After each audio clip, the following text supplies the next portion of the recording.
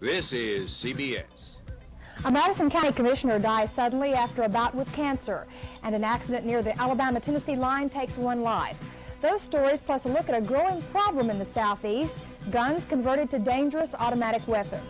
Coming up on Calendar, your old stocks just may have monetary value. We have the details next on the Noon News Report.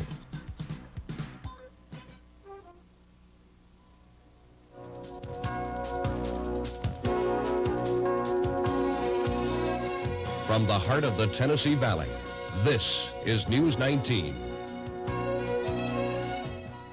Good afternoon, I'm Jenny Carter.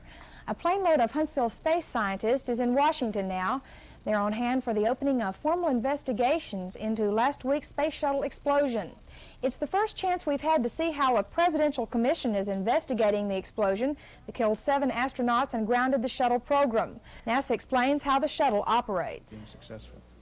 Is it possible to abort? One spokesman doubts a cause of the accident will be pinpointed today. Many in Madison County are saddened by news of the passing of a popular county commissioner. Commissioner Charles Stone passed away around 10 o'clock at Humana Hospital last night. Stone had been staying at Baptist Hospital in Memphis after undergoing an operation for cancer of the esophagus 3 weeks ago. But he was transferred back home just a couple of hours before his death. Laughlin's funeral home is handling the arrangements, and we understand his funeral will be held Friday at 1 o'clock at the First United Methodist Church in Huntsville. A fatal accident near the Alabama-Tennessee line took the life of a Rockford, Illinois woman. Joyce Torres was a truck driver. She was driving north in a tractor-trailer rig on I-65 near Ardmore, Tennessee, when her truck left the road and jackknifed. No other vehicles were involved, and troopers believe she may have fallen asleep at the wheel. They also say a seatbelt would have probably saved her life. She was thrown from her truck and hit by her own vehicle. Torres was 44 years old. Lawyers for accused murderer Thomas Fortenberry are seeking a change of venue before a judge in Gadsden today. Channel 19 and other members of the media have been subpoenaed by Fortenberry for evidence that he wouldn't be able to get a fair trial in this area due to publicity. Fortenberry was originally scheduled to go on trial for the murder of 4 people at the guest service station in Attalla, and the trial was to have been last month, but Fortenberry escaped and he was captured during a bank robbery in Bowling Green, Kentucky. Montgomery police have charged a father with 3 counts of capital murder after finding 3 of his young children stabbed to death. Police were called to a Montgomery residence just after midnight by a woman who said her children were in danger. On arrival, the officers found the children's stabbed bodies in a bedroom alongside their father, identified as 34-year-old Quang Bui. Apparently, the mother was not at the house when she called police, and the motive for the stabbings isn't known. Huntsville police report a burglary last night at North Alabama Gas on Meridian Street. They captured Kenneth Hollingquist on the premises. They say the report of an open window at the business brought on a search with canines. At first, nothing was found, and then a locked office proved to be the hiding place of the suspect. When they went to the door, they reportedly heard him say, "I'm giving up." Hollingquist is charged with burglary. It was a long night for 200 airplane passengers and a stewardess. A man kept the 200 on board a Delta Airlines plane by holding a pocket knife to the stewardess's neck. Passengers told us how the drama came to an end. And finally, he put out his hand. News, Dallas.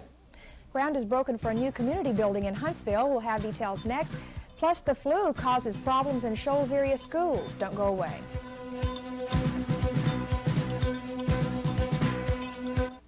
A groundbreaking today at the old Huntsville Airport is just part of Huntsville's recreation master plan. That from the Huntsville Jaycees, who today officially began the building of a 15,600 square foot facility. The building will include 2 large meeting rooms, kitchen, boardroom, and offices. The meeting rooms will be available to community groups booked through the Parks and Recreation Department. A 60-year-old bridge in Decatur is about to get an overhaul. The Keller Bridge is one of 3 drawbridges still in existence in Alabama and the only one across the Tennessee River. The bridge's mechanical and electrical systems will be replaced, a new operator shack will be built, and new traffic signals will be put up. The work is to begin in March and will cost around $750,000. For about 2 weeks, traffic will have to be rerouted. Judge U.W. Clemon has given the city of Boaz until 3 p.m. tomorrow to give a former assistant police chief his job back. Clemon ordered Boaz to reinstate Jim Haskins. His position was done away with in December of 1984. Haskins filed a lawsuit against Boaz, saying the city council did away with his job and fired him because he criticized Boaz Mayor Billy Dyer for allegedly interfering with some drunk driving cases. The jury awarded Haskins more than $26,000 in damages. Lawmen throughout North Alabama have a new danger: machine guns. Federal agents say there's a booming business in converting legal semi-automatic weapons, and it's really popular among drug dealers. Here's a real eye-opener. When purchased, Many students are missing school in the Shoals area, but not because they're truant, they're sick. School officials say the flu is to blame for high rates of absenteeism in the area. Florence City Schools say some schools have experienced as much as 20 to 25% of their students out. In Colbert County, the rate has been from 15 to 20%. The head nurse in the emergency room at ECM Hospital in Florence says he hasn't seen this many flu cases in his 8 years of nursing. And I think that's been true all around the area. We've had flu and bad colds and everything. It's been a bad winter for it. Yeah. Dick just brought in some things off the weather wire. Looks like it's definitely headed our way. We're going to have details next on the weather. Stay with us. Oh, real country sausage, the best you ever tried. Pick up a pound into a Tennessee pride. These lows in the 20s and 30s. Once again, we are under a severe thunderstorm watch. Watch. So we're going to have to watch for that. And I know a lot of farmers aren't going to be getting any field work done, but they're probably glad to get the rain in their soil. Right, don't you think? right. That's probably really true. Let's look at the prices. Prices are mostly up in today's market. Soybeans are up, with cash beans up 7 cents and contract beans up 4. Cash corn is up 2 at $2.62, and contract corn is up a penny. Cash and contract wheat are up 2 cents at $3.51 and $2.70. Cash milo is up to $2.38, but contract milo is down a penny at $1.94. And hogs are steady today, running $45.50 to $46. Just what does the '87 budget look like for farmers? Well, the news is not great. President Reagan's 1987 budget proposes deep cuts in the Agriculture Department. Of course, you might have expected that. A 17% cut for the USDA includes substantial cuts in direct farm lending, crop insurance, and agricultural extension. The budget also calls for trimming the most expensive item of farm spending, commodity price, and income supports. It also proposes savings in the food stamp and other nutrition programs. Over the past few years, agriculture has been one of the fastest growing items in the federal budget. The administration officials have been saying farm programs would become one of the fastest areas to shrink under the new spending constraints. In Alabama, there's a big increase in interest in fish farming. Last year, there were 14,500 acres of catfish farms in this state.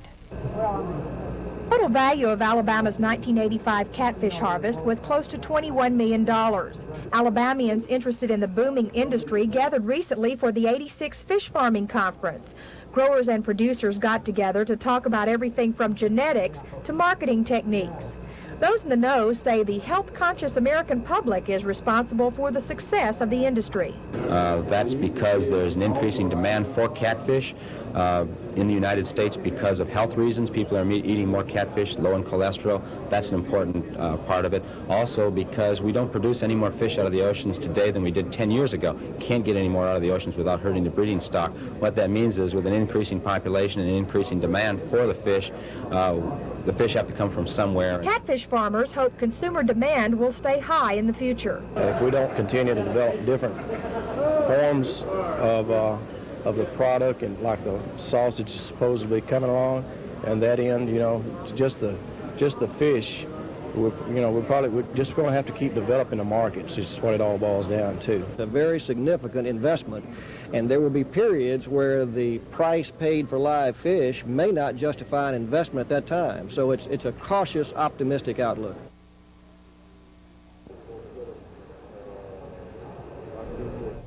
And I used to feed the catfish in my father's pond. That's true. Really? Yeah, that's fun to do. Yeah. Coming up on calendar in just a couple of moments, you may think that those old stocks that you've got in your attic are worth nothing. Little did you know, Micheline Massey is with us. We're going to be talking with her. We did a tape with her last week. We'll be talking with Micheline Massey right after this. Stay with us. The strength of Ben. And of course, the watch means that the conditions are favorable. Jenny? Thank you, Jennifer. In the race for the Oscar, The Color Purple and Out of Africa were the two biggest nomination winners. Each film got 11 nominations for the 58th Academy Awards, but the only surprise in The Color Purple, not one was for director Steven Spielberg. Spielberg is well known for big moneymakers like E.T., but the story of a rural black woman's struggle for independence is up for Best Picture and is seen as Spielberg's bid for respect as a director of substance.